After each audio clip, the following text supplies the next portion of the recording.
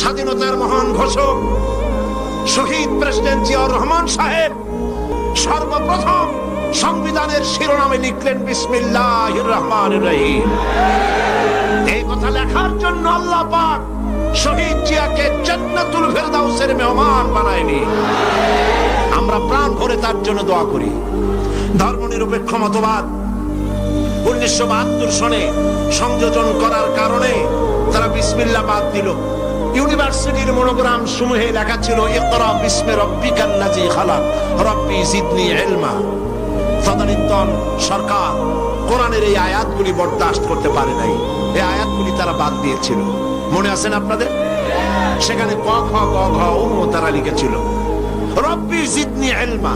এই কথা তো হিন্দুরাও বলতে পারে, খ্রিস্টানও বলতে পারে, আয় আমার রব আমার জ্ঞানকে বৃদ্ধি করে দাও। এটা কি কোনো গুনার কথা? এই কথাটা কার? আল্লাহর কথা। সেই কথাটি তারা বরদাস্ত করতে পারে নাই। সলিমুল্লাহ মুসলিম হলের নামের থেকে মুসলিম শব্দ বাদ দিয়েছে। নজরুল ইসলাম কলেজের থেকে ইসলাম শব্দ বাদ দিয়েছে। যেখানে ইসলাম, যেখানে মুসলমান, সেখানেই মেজর অপারেশন তারা করেছিল ইসলাম এবং মুসলমান বাদ দেওয়ার জন্য।